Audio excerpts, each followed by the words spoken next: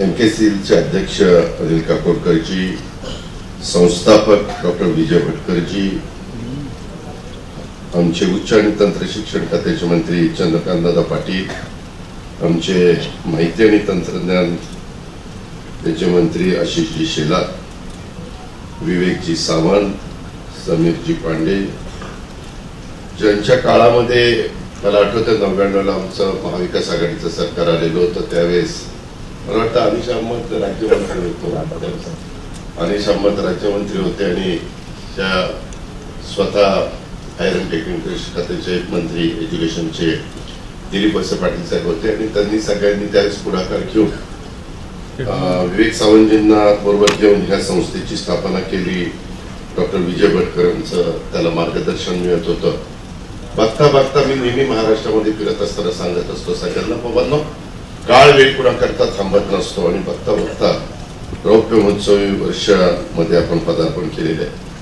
आजचा दिवस तसं बघितलं तर देशाचे माजी पंतप्रधान स्वर्गीय राजीव गांधी यांची आज जयंती.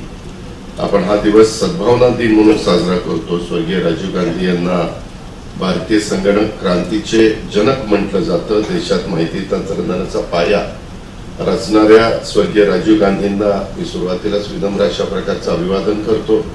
संत सेना महाराजांची पण आज पुण्यतिथी आहे, त्यांच्याही चरणी वंदन करतो.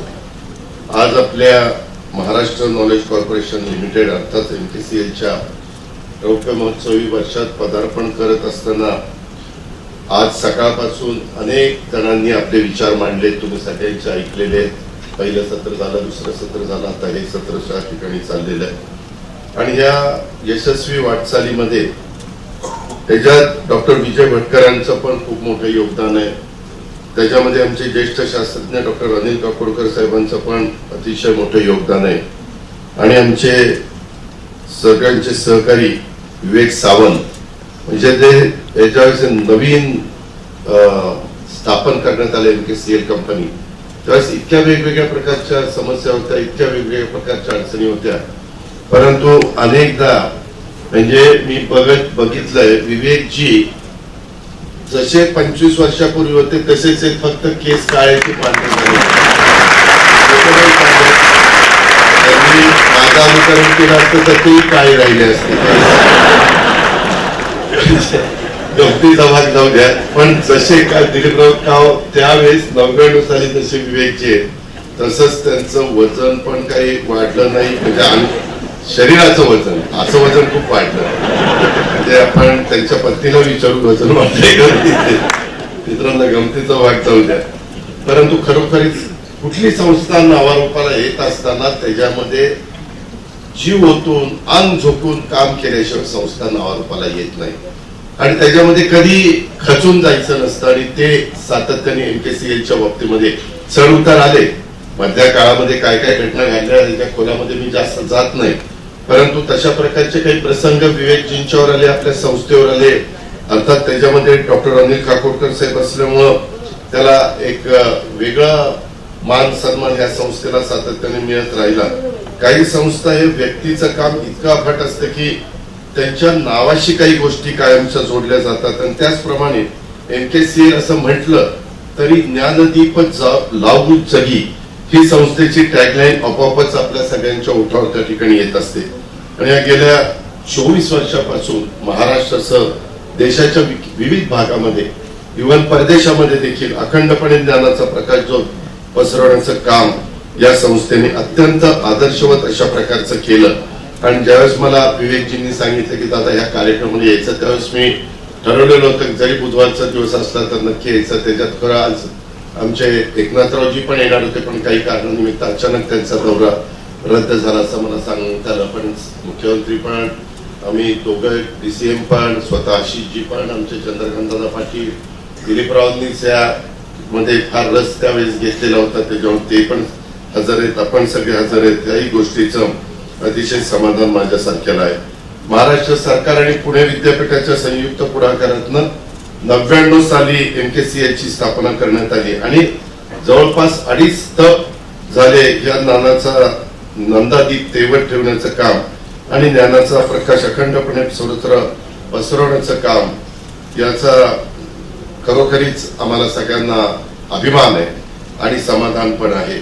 एमकेसीनं संगणक साक्षरतेच्या कामापासून सुरुवात करून लाखो विद्यार्थ्यांच्या पर्यंत, कारण ही ज्यावेळेस निघाली त्यावेळेस संगणकाच्या बद्दल बऱ्याच काही चर्चा चाललेल्या होत्या, परंतु आता जग पार AI पर्यंत पोहोचलेले आहे. त्याचेही कार्यक्रम सुरू झालेले आहेत. आज सरकारने पण त्याच्यामध्ये मोठ्या प्रमाणावर लक्ष घातलेलं आहे आणि त्याच्यावर ग्रामीण भागातल्या नागरिकांच्या पर्यंत हे डिजिटलचं शिक्षण पोहोचवण्याचं काम या संस्थेने केलं. आज डिजिटल क्रांतीच्या युगात माझ्या महाराष्ट्रातल्या प्रत्येक गावापर्यंत पोहोचून ज्ञानाची मशाल पेटवणं ही MKCL ची कामगिरी अत्यंत महत्वाची त्या ठिकाणी ठरलेली आहे. महिला तंत्रज्ञान आणि कृत्रिम बुद्धिमत्ता म्हणजेच AI मुळे जगामध्ये वेगाने बदल घडत असताना आपण पाहतोय. शिक्षणाचं क्षेत्र असेल, आरोग्याचं असेल, शेतीचं असेल, उद्योगाचं असेल किंवा प्रशासनाचं देखील असेल, अशा सर्वच क्षेत्रामध्ये AI ने वेगात परिवर्तन त्या ठिकाणी घडवलेलं आहे आणि ते पुढं कायम सातत्याने त्याच्यामध्ये भरच पडत राहणार आहे. येणाऱ्या काळामध्ये जो समाज तंत्रज्ञानाचा योग्य वापर करेल तोच समाज प्रगत होईल ही वस्तुस्थिती आहे आणि महाराष्ट्रासह देशासमोर हे मोठं आव्हान देखील आहे. आपल्या तरुण पिढीला या बदलत्या तंत्रज्ञानाच्या युगासाठी सक्षम बनवणं ही आमची सर्वांची, आपली सर्वांची जबाबदारी आहे. आज आम्ही शासनकर्ते असल्यामुळे आमच्यावरती जबाबदारी जास्त येते, ते आम्ही कदापि विसरू शकत नाही, नाकारू शकत नाही. आणि त्याच्यामुळे कधी अर्थसंकल्प सादर करत असताना आमचे मुख्यमंत्री असतील, आम्ही दोघेही उपमुख्यमंत्री असू, आमची सगळी मंत्रिमंडळातली टीम असेल, अशा पद्धतीने आता पण अशी जिन्नी बोलत असताना काही त्याचबद्दलच्या भावना व्यक्त केल्या. आणि तुम्ही काही काळजी करू नका. आजच्या या रौप्योत्सवाच्या कार्यक्रमाच्या निमित्तानं मी महाराष्ट्रातल्या जनतेला सांगू इच्छितो, आपल्याला सगळ्यांना सांगू इच्छितो की या कामाच्या करता कदापिही वित्त मंत्री या नात्याने माझ्याकडनं निधीची कमतरता मी कमी करून देणार नाही. कारण काही गोष्टी अशा असतात समाजामध्ये की त्या पैशामध्ये मोजून चालत नाही. त्याच्यामध्ये त्या क्षेत्रातले कसे नवीन मुलं तयार होतील, मुली तयार होतील, ह्या गोष्टी फार महत्वाच्या असतात आणि त्याच करता आमच्या सगळ्यांचं लक्ष राहील. आणि ह्या तंत्रज्ञानाच्या युगात आपला महाराष्ट्रातला विद्यार्थी सक्षम बनवणं हे काम आमच्याकडनं निश्चितपणे घडेल. आज भारत जगातला सर्वात तरुण देश म्हणून ओळखला जातो. आपल्या लोकसंख्येचं रूपांतर मानवी भांडवलामध्ये केलं तरच आपण विकसित भारताचं स्वप्न जे पंतप्रधान नरेंद्र मोदी साहेब आपल्याला सातत्याने सांगत असतात ते आपल्याला साकारू शकतो आपण. त्यासाठी ज्ञान, कौशल्य, नवोन्मेष आणि तंत्रज्ञान यांचा संगम साधणं ही आज काळाची गरज आहे. MKCL नी यासाठी पुढाकार घेऊन नवीन डिजिटल उत्पादने, नाविन्यपूर्ण प्रकल्प आणि समाजोन्मुख उपक्रम आणण्याची हीच खरी वेळ आहे. आणि त्याच्यामुळे विवेकजी आपण आहात, काकोडकर साहेब स्वतः आहेत, तुमची सगळी टीम आहे. तुम्हाला पण काही वाटलं की बाबा इथे अशा पद्धतीनं आपल्याला महाराष्ट्र सरकारचे सहकार्य घेण्याची गरज आहे, तर मी असेल, मुख्यमंत्री असतील, आमचे एकनाथरावजी असतील, चंद्रकांत दादा असतील किंवा आमचे आशिष शेलार साहेब असतील, आम्ही सगळेच जण त्याकरता सदैव तयार आहोत. याबद्दलची पण ग्वाही मी आपल्या सर्वांना देतो. गेल्याच महिन्यामध्ये आपल्याला आठवत असेल बारामतीच्या विद्या प्रतिष्ठानमध्ये 2 दिवसाची AI ची कार्यशाळेचं आयोजन करण्यात आलेलं होतं आणि या कार्यशाळेमध्ये Washington state university, IIT Mumbai, IIT Kharagpur आणि महात्मा फुले कृषी विद्यापीठ आपलं राहुरीचं, ICAR आपलं दिल्लीचं आणि ऍग्रिकल्चर डेव्हलपमेंट ट्रस्ट आमचं ऍग्रिकल्चर कॉलेज बारामतीचं आणि देशा विदेशातील नामवंत संशोधक, वैज्ञानिक, स्टार्टअप, संस्थापक, कृषी उद्योग क्षेत्रातील प्रतिनिधी आणि विद्यार्थ्यांनी सहभागी झालेले होते. येणारा काळ हा AIचाच असणार आहे, त्यामुळे त्याला तोंड द्यायला, त्यांच्याशी जुळून घ्यायला, त्यांच्यासोबत काम करायला आपल्या मुला मुलींना आलं पाहिजे. त्यांची तयारी आपण अगदी लहानपणा वयातच करून घेतली पाहिजे.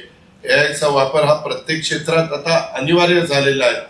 राज्य सरकारने देखील कृषी क्षेत्रामध्ये कृत्रिम बुद्धिमत्ता, अत्याधुनिक तंत्रज्ञानाचा वापर करण्याचं धोरण देखील आखलेलं आहे. त्याचाच भाग म्हणून कृषी क्षेत्रामध्ये AIचा वापर करण्यासाठी यंदाचा अर्थसंकल्प आम्ही जो सादर केला त्यामध्ये 500 कोटी रुपयाची तरतूद आम्ही केलेली आहे आणि त्याच्यामध्ये साधारण आमचा प्रयत्न आहे की पहिल्या टप्प्यात महाराष्ट्रातल्या 50,000 शेतकऱ्यांच्या 1 लाख एकरावर त्याचा फायदा करून द्यायचा आहे.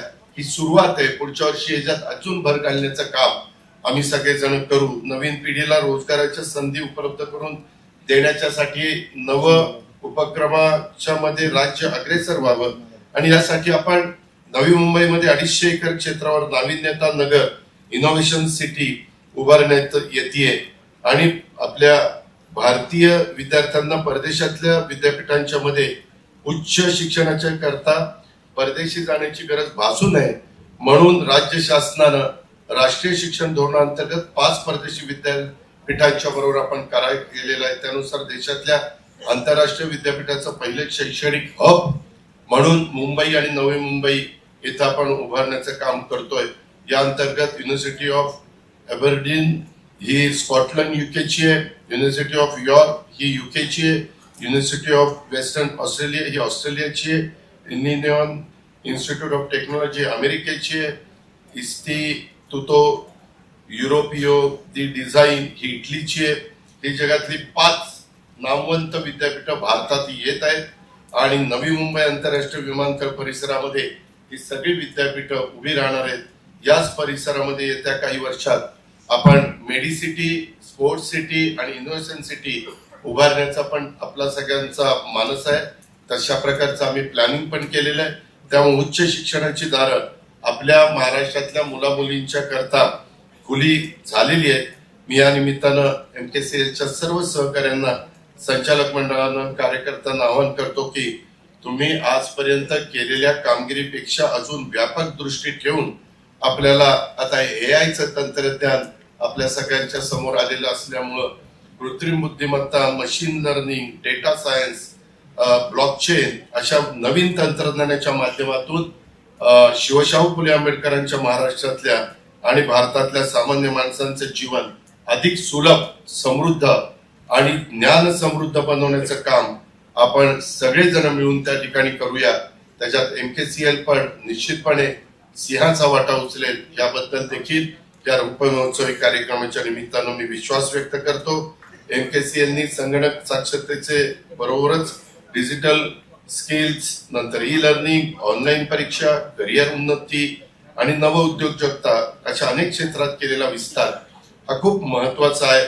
ऑनलाईन मार्कशीट व्हेरिफिकेशन, डिजिटल आपले लर्निंग अशा उपक्रमामुळे MKCL खरंच अत्यंत प्रभावी अशा प्रकारचं काम करते. ज्ञानदीप लावू जगी या तुमच्या घोषवाक्याप्रमाणेच राज्यातल्या प्रत्येक तरुण तरुणींच्या आयुष्यात ज्ञानाचा प्रकाश पसरवणं हे काम MKCLनं अखंडपणे करत राहावं. आज जसं रौप्य महोत्सव वर्षाच्या निमित्तानं आपण जमलेलो आहे तसंच पुढं आपण 50 वर्ष ज्यावेळेस आपली होती त्यावेळेस सुवर्ण महोत्सवाच्या निमित्तानं देखील असाच जबाबदार कार्यक्रम होईल आणि त्यावेळेस इथं बसणारे सगळेजण त्या कार्यक्रमाला असतील अशी आपण अपेक्षा त्या ठिकाणी करूया. MKCLचे प्रत्येक जबाबदारीला न्याय देईल आणि महाराष्ट्राच्या ज्ञान यात्रेमध्ये डिजिटल प्रगतीच्या प्रवासात महत्वाचा दीपस्तंभ ठरेल अशा प्रकारचा विश्वास मी आजच्या कार्यक्रमाच्या निमित्तानं तमाम माझ्या बंधू भगिनींच्या समोर, मान्यवरांच्या समोर, सगळ्यांच्या समोर इथं व्यक्त करतो आणि खरोखरीच खूप मनापासूनच समाधान. मला MKCL ज्यावेळेस स्थापन झाली त्यावेळेस त्या शेअरची किंमत आणि त्या सगळ्या गोष्टी आज आठवत आहेत आणि आज कुठं हा टप्पा गेलेला आहे. म्हणजे एक त्यावेळेची किंमत आज 400 रुपये, 10 रुपयाची किंमत 400 रुपये झालेली आहे. अर्थात त्याला सगळ्याला अनेक मान्यवरांचं योगदान आहे. त्याच्यामध्ये डॉक्टर विजय भटकरजी, आमचे अनिल काकोडकरजी, त्याच्यामध्ये विशेष म्हणजे विवेक सावंतांनी तर लग्न लावलं तिकडं परंतु त्यांचं दुसरं लग्न इकडेच लागलेलं होतं. या माणसामुळे MKCLला इतकं म्हणजे ते मनापासून अनेकदा रस घेऊन अनेकदा आम्हाला भेटत असतात, सांगत असतात आणि खूप मनापासून काम करत असतात. अशाच पद्धतीनं त्यांच्याकडनं हे काम होत राहो आणि नेहमी दिलीपराव राजकीय जीवनात कधी सत्ता असते कधी सत्ता नसते, चढ उतार असतात, परंतु MKCL हे त्यांच्या काळामध्ये जन्माला आलेलं आपत्ती असल्यामुळं त्यांचा देखील या संस्थेकडे अतिशय मनापासून लक्ष आहे. मनापासून त्यांना त्याच्यामध्ये कुठल्या अडचणी येत असतात त्या दूर करायला निश्चितपणे आवडत असतं. परंतु आपण काही काळजी करू नका, इथून पुढच्या काळामध्ये देखील मुख्यमंत्री तर आता थोड्या वेळात पोहोचतीलच, परंतु मुख्यमंत्री, मी, आशिषजी, चंद्रकांत दादा, एकनाथराव, आम्ही सगळेजण, आमची सगळी टीमच या कामामध्ये सातत्याने पुढं तुम्हाला मदतच करत राहू अशा प्रकारची ग्वाही देतो. तुम्हाला या एमकेसीएलच्या रौप्य महोत्सव वर्धापन दिनाच्या मनापासून शुभेच्छा देतो. मला बोलवल्याबद्दल आपल्या सगळ्यांना मनापासून धन्यवाद देतो आणि आपले आभार मानतो. जय हिंद, जय महाराष्ट्र.